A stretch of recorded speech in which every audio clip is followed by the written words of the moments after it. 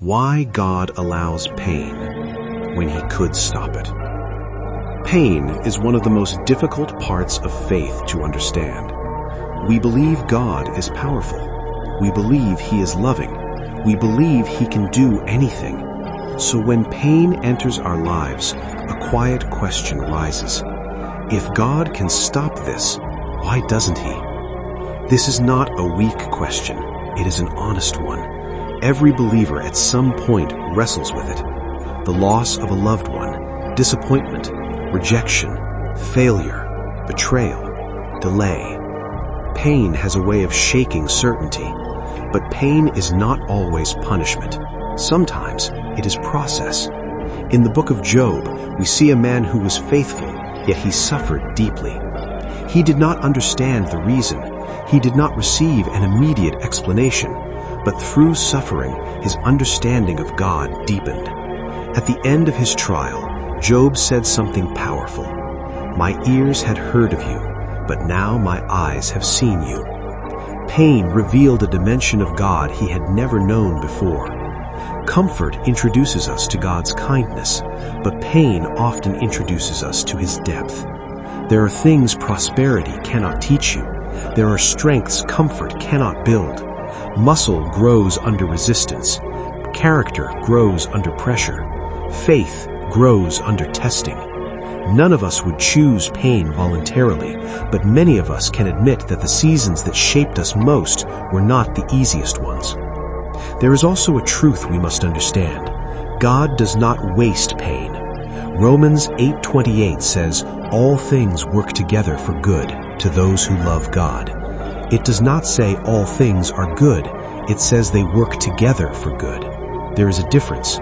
God can take what was meant to break you and use it to build you. Joseph was betrayed by his brothers. Years later, he said, "What you meant for evil, God meant for good." The betrayal hurt. The prison was real. The loneliness was real. But the outcome was purpose. Pain can refine motives. It can humble pride. It can redirect your path. Sometimes what feels like a setback is protection from something worse. Sometimes what feels like loss is clearing space for something better aligned. And sometimes pain draws you closer to God than comfort ever could. When everything is stable, prayer can become casual. But when life becomes uncertain, prayer becomes sincere. Pain has a way of removing distractions. It reveals what truly matters. This does not mean we should pretend pain is pleasant. Even Jesus before the cross prayed, "If it is possible, let this cup pass from me." He felt the weight of suffering. Faith does not deny pain. Faith trusts through it. Another reason pain exists is because we live in a world that is not perfect. Human choices affect others. Free will carries consequences. Not every hardship is directly caused by God, but even in a broken world, God remains present.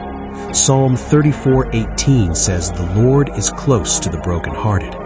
Notice that it does not say He is distant during pain. It says He is close. Sometimes pain is not a sign that God has stepped away. It is an invitation to draw nearer. If you are in a painful season right now, do not rush to interpret it as rejection. Ask instead, what can this season teach me? What can this refine me? What strength is being formed in me? Gold is purified by fire. Without heat, impurities remain. The process is uncomfortable, but the result is valuable. Pain may not always make sense while you are inside it, but perspective often comes later. Many testimonies begin with struggle. Many breakthroughs begin with pressure. Many stories of strength begin with weakness.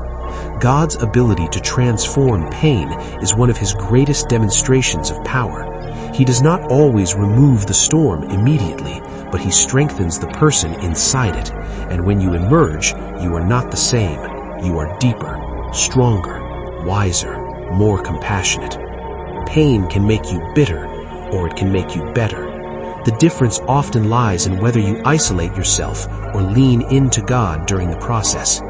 If this message speaks to where you are, remain on this journey.